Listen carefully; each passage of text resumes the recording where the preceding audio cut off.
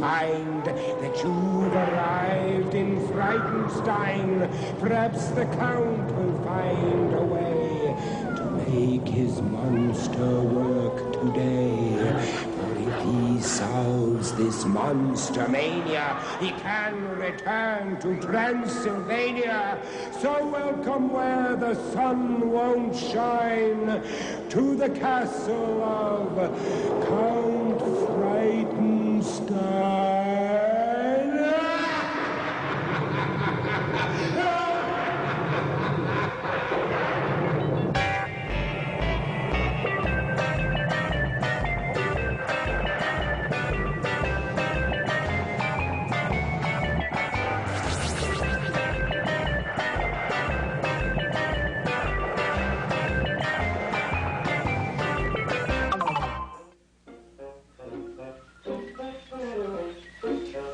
I hear something, perhaps this time.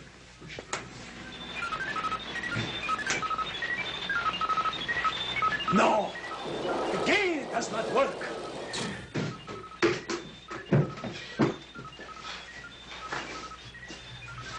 And speaking of things that do not work, Igor, you're late again. What were you doing? I'm sorry, Master, but I was busy out in the rain, busily collecting our rain-collecting supplies. Well, it's better than confusing it with Peter Pick, but never mind. Right, Master. For now, it is time. Yes, for our Master. national anthem. Yes, Master.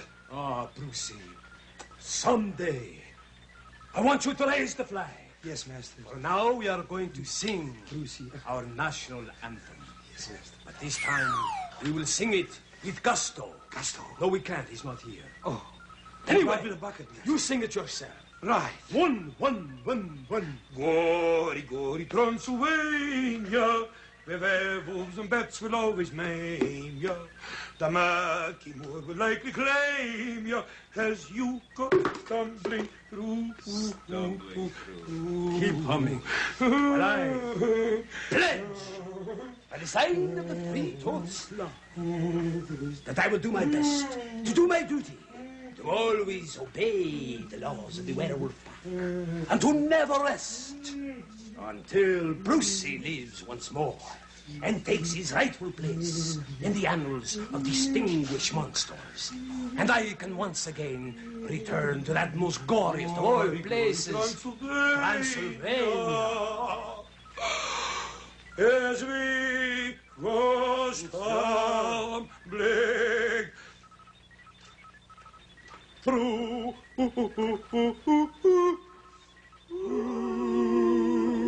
I fooled you. You thought I would hit the top one. Now what were you doing? Master, I was outside, busily collecting the rain, collecting the rain, Master. You're busy outside in the rain, collecting supplies to live today. Never mind that.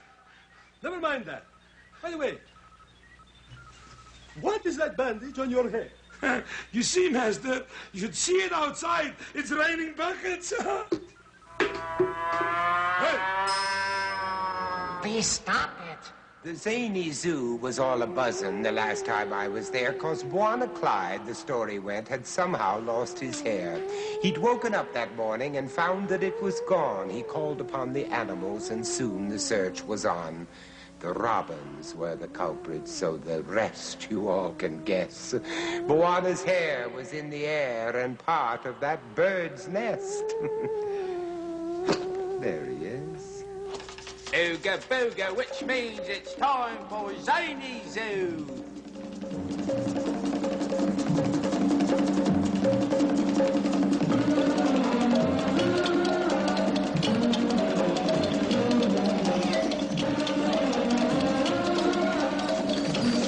Thank you, mates, thank you. Very nicely done. Nice playing it. Hello there, hello there.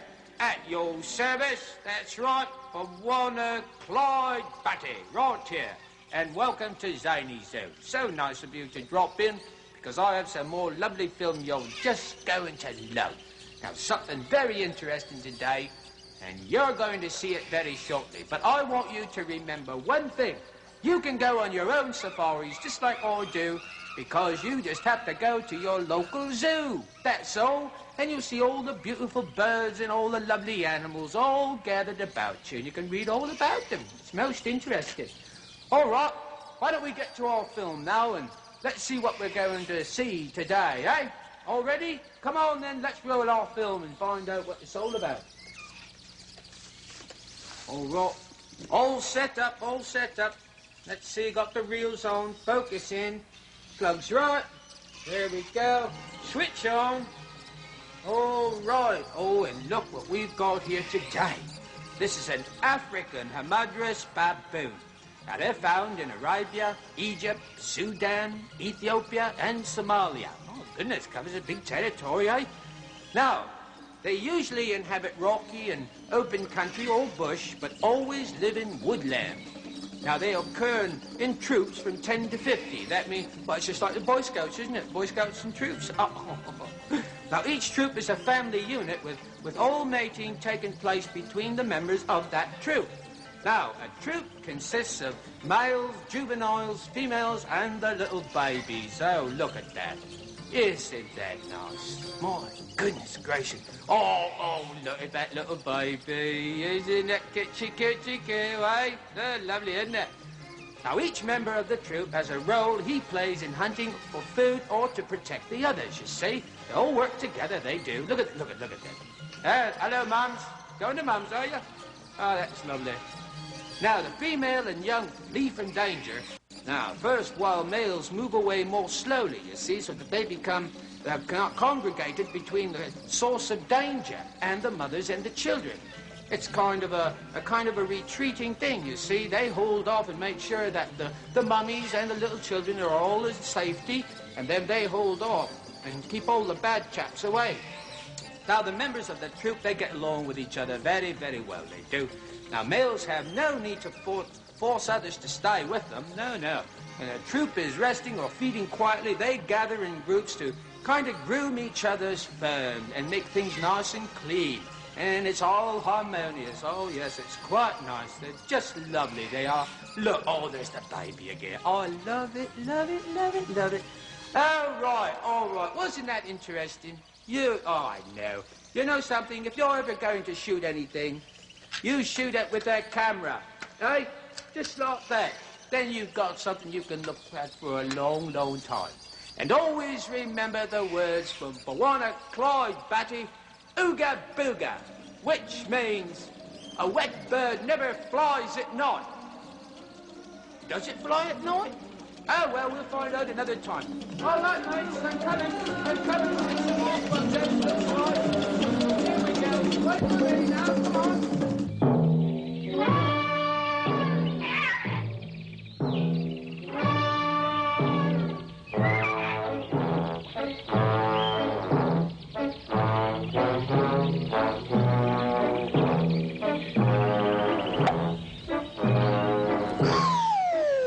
Yes, you're right. The moment has arrived. We'll be back soon.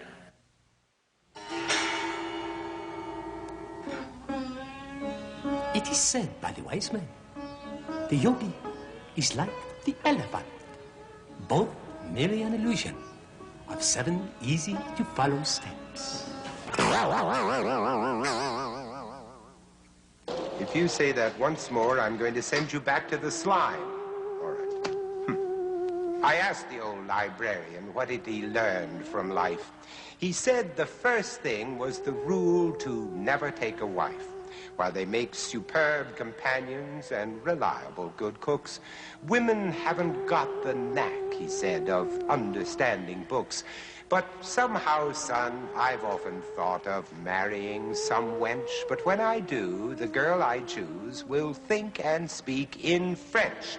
I said, oh, that is really the most charming thing I've heard. The librarian said, I don't know why, because I don't speak a word. Mais jamais. Where is he?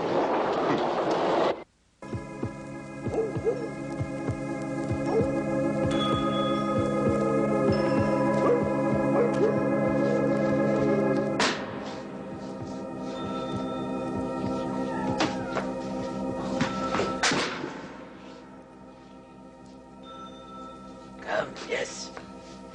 Come.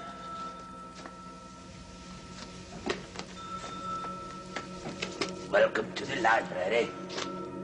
And I am the librarian. This is Polly. Prepare yourself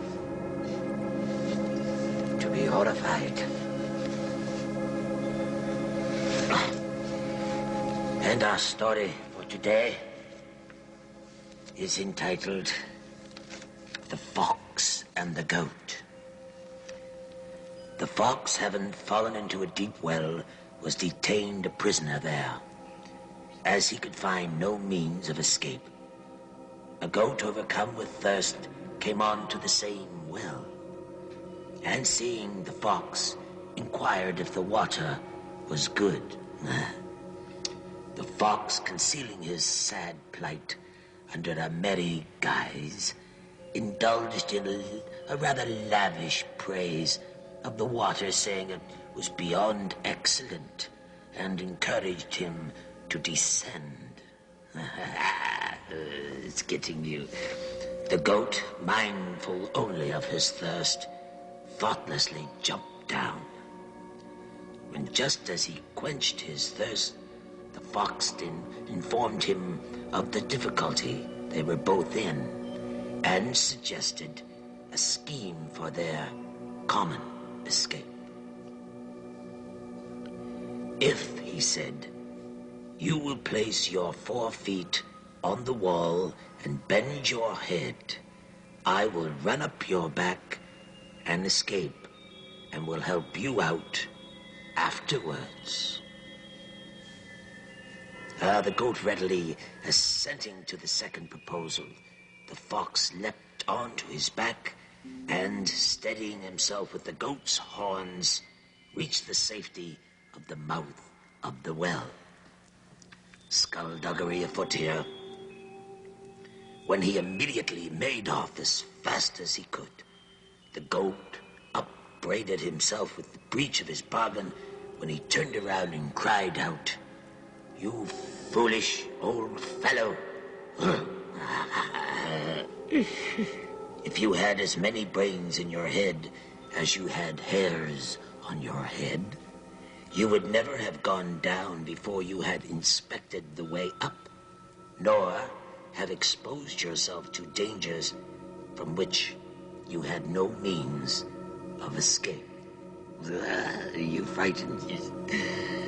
And the moral of the story is quite right. Look before you leap. I've got you. You're horrified. I know that. Don't know that. You're not horrified? Ah, well, perhaps next time. Until then, the librarian says goodbye. Goodbye.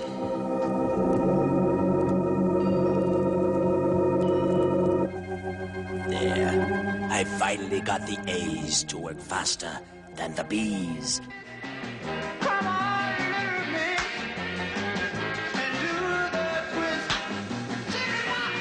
Igor, please, will you stop this horrible racket here? What were you doing anyway? I was doing the boogaloo. Never mind the boogaloo. And what is this? Some records I found in the basement, Master. I think they belong to your grandfather. Really? Yeah. What are the titles there? How much is that sloth in the window? All The right, one all that... right. What's on the flip side of that? What kind of fool am I if I should fall in love? All right, you're not I on know. a stage. You're not on a stage now. Are you sure they belong to my grandfather? Master, yes, I'm sure. There's one record here. It was his favorite. Then put it on if it was his favorite. It must be good. There we are, Master. Once my house was haunted, and I was nearly daunted. My ghostly unseen fingers wrapped around my pretty neck. This nightly visitation, suddenly with trepidation, I'd wake up in the morning, one great nervous wreck. Oh, spiders and creepers that crawled in the hall. 6-fingered hands that came out of the wall. And oh, the reason that it causes it all, I eat boiled fish for lunch. Master, naughty. Be very careful, Igor. That was my grandfather, I'll tell you.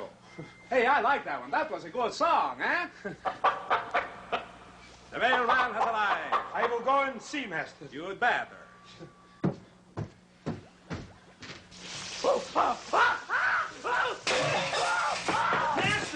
Master! What? Transylvanian lottery! You're kidding. Yes, Master. What does it say? Quickly.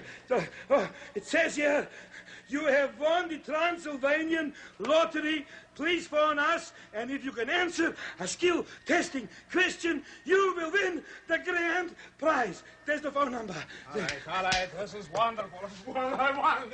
Igor, oh, goulars. I love Money, goulars. gulags.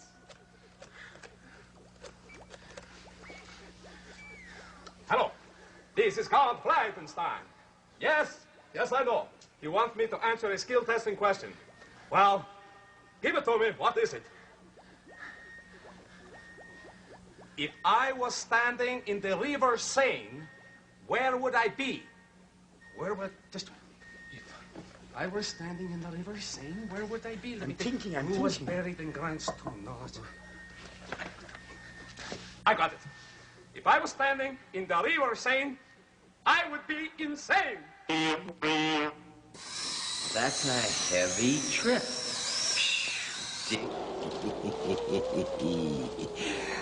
The oracle will tell you tales about the palms he's read, of bankers, lawyers, artists, and folks poor and folks well-bred. One day, we thought we'd fool him. I put on a veil and dress, and all got up, I looked quite real. We thought he'd never guess. He asked me to sit down, I did, and then he took my hand and said, "Madam, I see by this that you are quite the man." "How did you know?" I bellowed, and quickly clenched my fist. "Next time," he said, "you wear a dress, make sure you shave your wrist."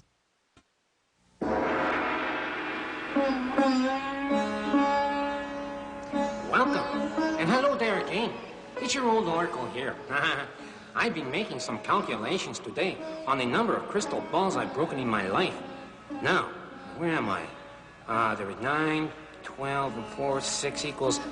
Yes, now I've got it.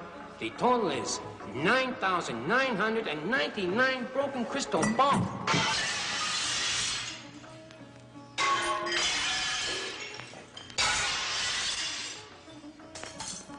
Make that 10,002.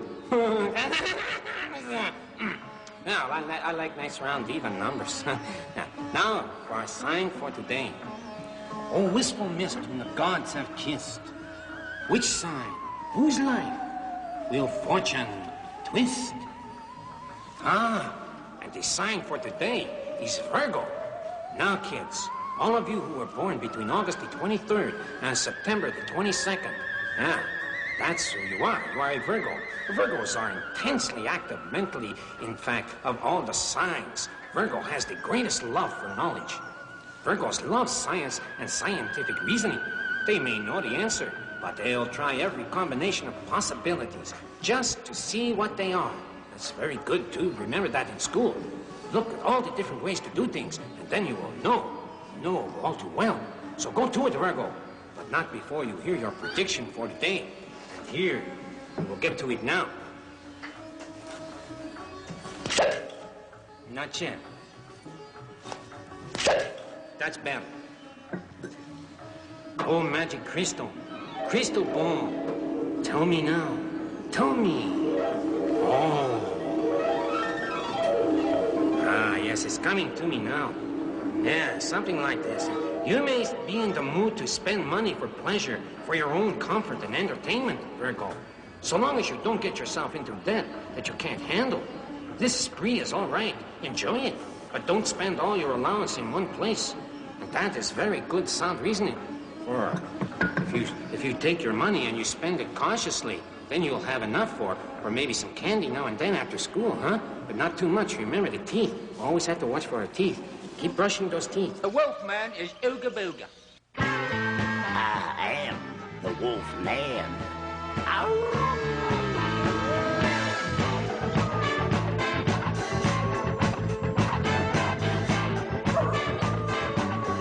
am the wolf man back among my people, and my people are you.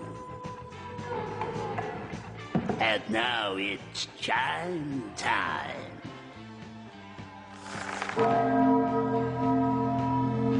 According to my calculations, it's 1. Ha. Ooh, take your time. I'm not finished talking to my people. Because we're gonna play some of the olden golden goodies. Huh? Yeah, I am the Wolf Man. What's that? Sure, we got it. 3 Dog Night? Some of my relatives, ha!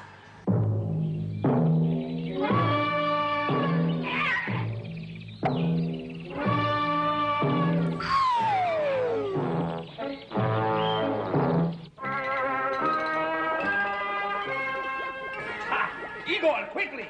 We need the goose and bomb berries for the cake. Master, I couldn't find any goose and bomb berries. Instead, I found this old Transylvania Dracula from 1666. But we need the goose and bomb berries for the cake. Sorry, Master. Although, you know, that was a very good year. Very good year, Master. Wait a minute, I've got an idea. Good, Master. If we were to put this into Brucey, maybe we could get him to work, huh? Let's try it. It's worth a try. I'm all set up for this. Maybe it would revitalize him, Master. That's what we want to have happen. Fill it up. Yes, Master. Oh. Very good. Master, should I check the oil and water and the battery and the windshield in the meantime? You can check your own work here. Fill again. Ah, this is fantastic. Now, Brucey, you will work for me. Work, Bruce, work. Come on, walk. All right, Bruce. Walk for me. Master, I'm afraid this experiment is another failure. Wait a minute. Maybe it's not getting through. Wait, that's not bad. I've got an idea. Yes, Master. If this Dracula flows through his veins, quickly, get a spigot and put it in the sole of his foot. We will see what comes out. Fantastic. It might not be a loss yet. Yes.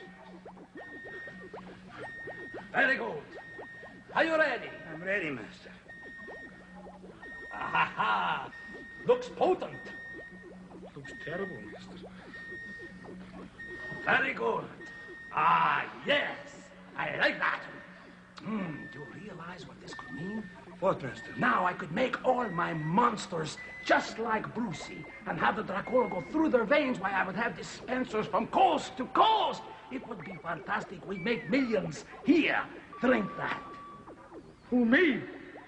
Drink it, Igor.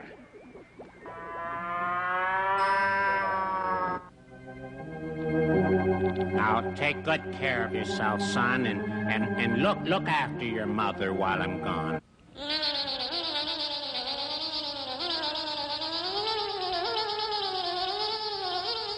You know, I'm flying to Europe next week, and, well, just everyone wants me to bring them back something. The termites, well, they want some shoes. I mean, wooden shoes, that is. Wooden shoes. Get that from wooden shoes. Well, lunchtime. Groovy. I see.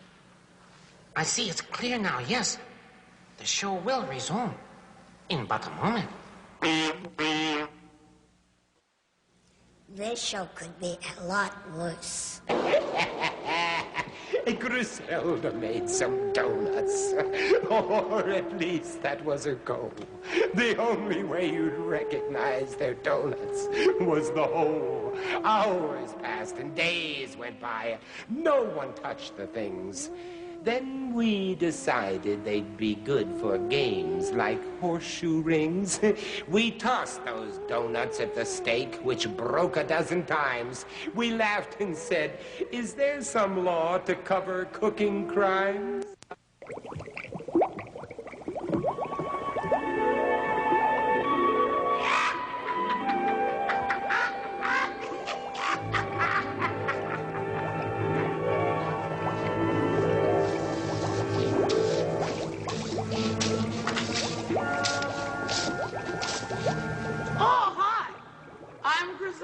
The gourmet. Never a truer word was spoken, even in jest. Vats and cauldrons, go together just for making potions. One bat was told by another. Bats and cauldrons go together. Unbelievably bad. But come on in anyway, because the cooking is really going to improve the whole day. Oh, look, we prepared a few things for you. I think you're really going to love this. It's going to tantalize your taste buds.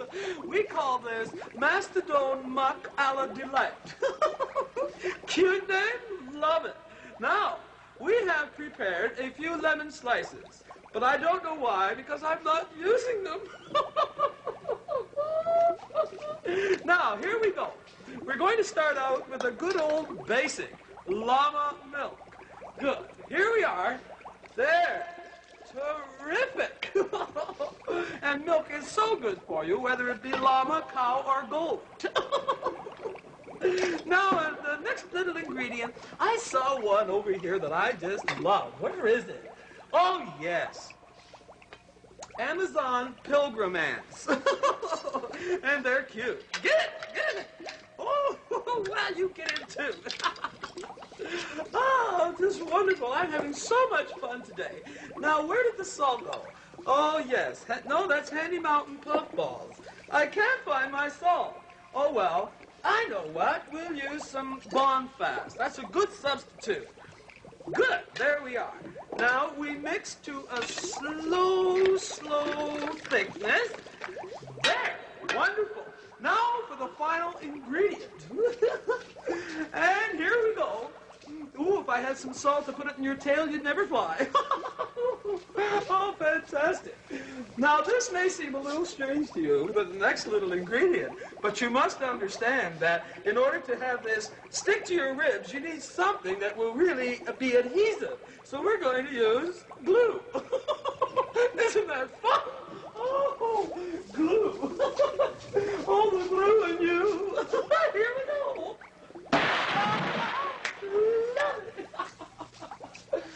Gina, Lola, Brigida, you're on wipeout when I'm around, babe.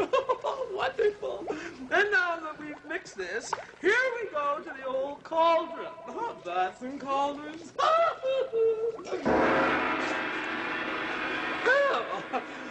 Wow. Now, into the cauldron she goes. Where she lands, nobody knows. Cauldron, cauldron, toilet trouble. Cauldron boiling, cauldron bubble.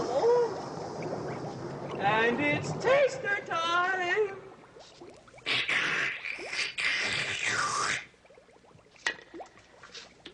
Oh, do you believe in miracles? But that isn't one.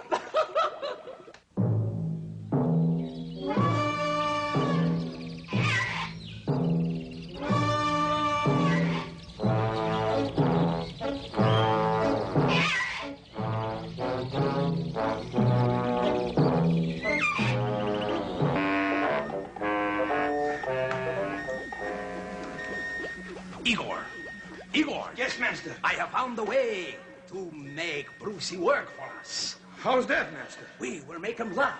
When a person laughs, they do wondrous things with their bodies. You mean like, ha, like that? Exactly like that.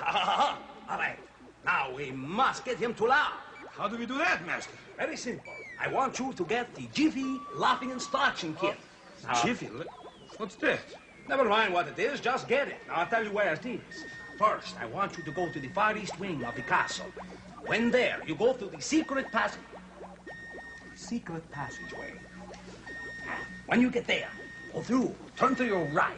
You will find stairs. Go right down, way down into the first dungeon. You will find 4 boxes. It is in the second box. Right, master. Right away. Right away. What kept you? Never mind that now. Give me a hand. Not that kind of a hand, you silly ninny-gook. Try this one. Stop the laughter like that. All right. Now, you will open the Jiffy Laughing Instructions. Because there is a scientific wonder in there that took a man years to develop. Jiffy is very famous, master. I thought so. Fantastic. A feather. Feather? Yes. Let us try.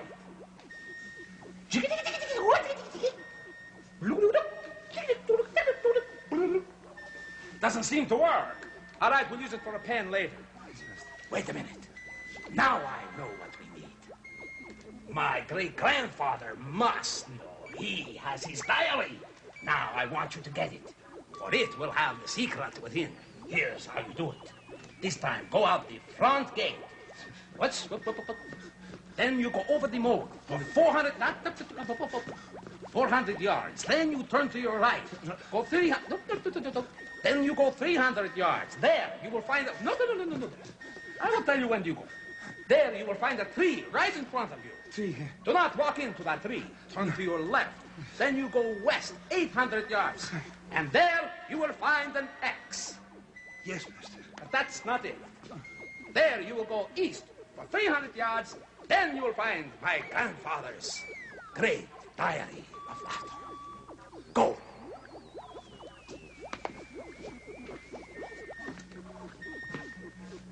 I'm too tired now to read it. You read it for me. Oh, laughter. It says here you should tell Bruce a joke and then you'll make him laugh and that's what we'll do. We'll do it. You tell him a joke. I will think of a wonderful joke. Right. All right, here it is. Isa. This one had them rolling in the aisles for 800 years. Why did the chicken cross the road? Because he had red suspenders. No? Wrong. Don't be depressed, Randolph. Your athlete's face will clear up. Dr. Petvet met a zebra who spent many sleepless nights working out which stripes come first, the black ones or the whites. I know it doesn't matter, but my problem's quite exotic. But if I don't find out quite soon, I fear I'll go neurotic. The doctor told the zebra, now it's not my place, of course, but I could paint you all one shade and then you'd be a horse. Oh, no, not that, the zebra cried. Not that, oh, please, I beg. I see my problems just the same as chicken or the egg. Yes, which came first is not what counts, or what best or what worst. But still, you know, I like to think the black stripes were the first.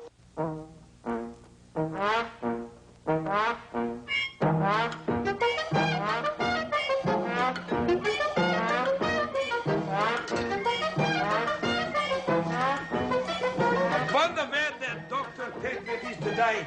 He promised me something very special today. That is here, Igor. Oh, look what you brought. I brought you some, easy. I know what that is. What is that? That is a triple-size Technicolor canary. That's very cute, but I'm afraid not. No, this chap is called a golden pheasant. Golden Yes, pheasant? and look at the coloring of the plumage and everything. Isn't that beautiful? Now, here, let's see if we're going to have a little something to eat here. There. Oh, eat seeds. Here you go. Yes, here, Igor. I want you to have some of these seeds, and you can feed our beautiful little friend here. And what does our sign say? Pets are friends. Pets are friends. Definitely. Now, oh, boy, a little active today, aren't you? I'm going to tell you all about the pheasants. Now, the pheasant is well established in extreme southern Canada and throughout the northern part of the United States. Now, they breed in, late April and early May, and they can lay from 7 to 13 eggs. Did you know that? 13? That's right. Yeah, come on now, just settle down. I guess you're a little strange here in the castle, aren't you? Now, the eggs are an olive buff color in a nest on the ground hidden by grass or small bush, you see? Yes. Now, the male is a handsome bird with brilliant plumage. Now, just take a look at it's just like looking at a rainbow, isn't it? Beautiful And colors. did you know something that most birds, you'll find that the male of the species has the most beautiful, beautiful coloring, much nicer than the ladies, but there's a reason for that. You see, the ladybirds, now, they have kind of a brownish dull color, and that is so they can hide in the grass. They use the color of their cells as camouflage. That's it. And look after the eggs and everything. That's it. They'll take care of all the little babies while these fellows just kind of strut around all the time. Showing off. That's right. Now, the bird feeds on grain and seed shoots. You have some grain there in your hand. Here. Well, settle down. There's a little food for you. That's right. We have to feed him well. He's a lovely little chap. Now, there are 48 species ranging from Asia to the Black Sea, you see. Now, the raising of these birds is done mostly in the country, but, they can be raised in the suburbs, too, you know, as well as in the backyard if you wanted to, but you must... What about in the castle? Could you raise one in the castle? Well, I don't like to keep things right down in the castle. I mean, I'd like them to have air and sunshine, as all animals should, I believe. And do you want to know something? Guess what his name is? Oh, I could never guess. Goldie, I call her. Goldie? Because he's a golden pheasant. That's right. And Igor, Goldie is for you. He's for me? You. That's right. That's why I brought him here. Oh, I'm so lucky. Good. But I have to ask, you know... Oh, of course, the sloth again, eh? But I think with the birds, we might. Well, let's hope so. All right now, Goldie. Mr. Sloth, have you ever heard of a golden pheasant? Well, I got one here from Dr. Petvet, and he said that you and me can keep him for our pet. You and me. Is that all right?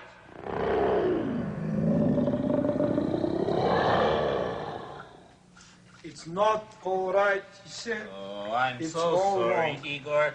He never seems to change his mind. He's very constant, I must say that for him. He's very grumpy. Don't you worry, Dr. Petvet will be returning with another animal for you, or a little bird. Goodbye, pretty bird. Say goodbye, Goldie. Yellow bird. Goodbye, Igor. Goodbye.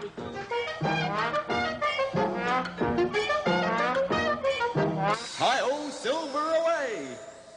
Wrong. Don't go away.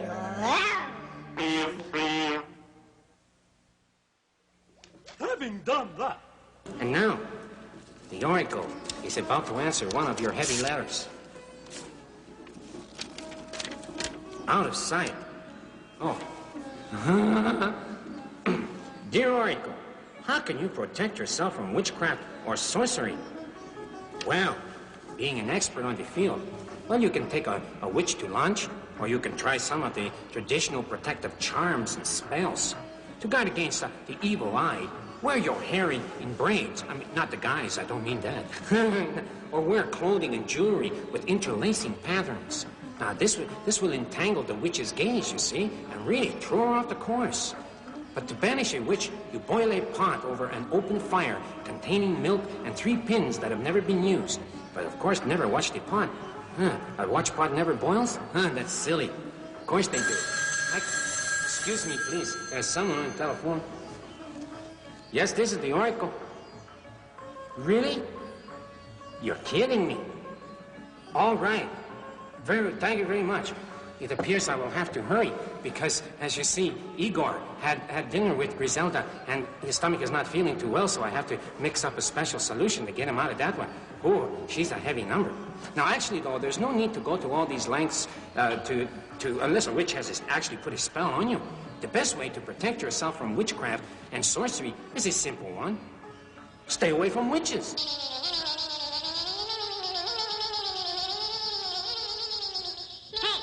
Did you hear about the guy who sprayed 50 cans of insect repellent in his room and never saw another mosquito? He never saw another anything. No, definitely not funny. Lunchtime. Igor, try and remember my great-grandfather's notes. I've got to have those notes. Where did we leave them? I forgot, Master. Oh, you can't forget. We've got to remember. Where did I put them? I can't forget, but I forgot. Oh, we've got to find them. It's important to me. Wait a minute. Of course, why not? You are the perfect one to try it on. Try what on, Master? My new invention. Master, I'd rather not get involved, if you don't mind. I do mind, Igor, and you will do what you are told. Yes, Master. My new invention, the ghtenstein memory pill. A memory pill? A memory pill, and here it is. I want you to take this pill, Igor, right now.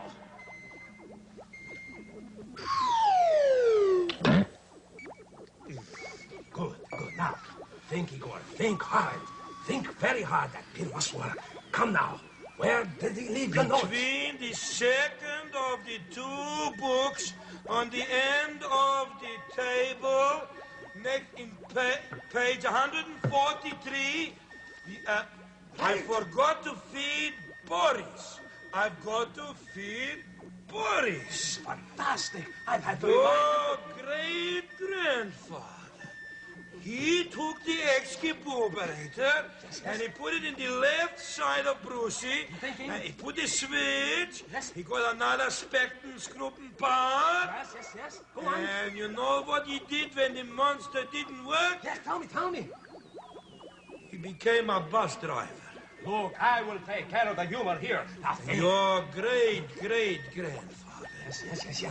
3 batteries. He bought 3 batteries. I have 3 batteries. 1, 2, 3. Keep 3 thinking. batteries. Then 3 wires. Hold on. He got 3 wires. I remember 3 wires. Yeah. Then he connected the batteries to the wires, and then he connected the monster to the batteries, to the wires in a monster, and then he took the switch, and he put the switch, and then. All right, yes, go on. I forgot. You couldn't have forgotten. I've just given you my Ghtenstein memory pill. Maybe it wore out, Master. It can't. It was working just a minute ago. Well, maybe you should give me another one. Make another one for me. I can't do that, Igor. Why not, Master? Because I forgot how to do it. The professor had a theory that a man could learn to fly, so he clambered up upon the roof and shouted his goodbye. He said that if he flapped his arms, he'd soon become a master of all the air, but he should have known he had to flap them faster. Of course, the whole experiment was carried out in vain. Professors are equipped to fly, but only in a plane.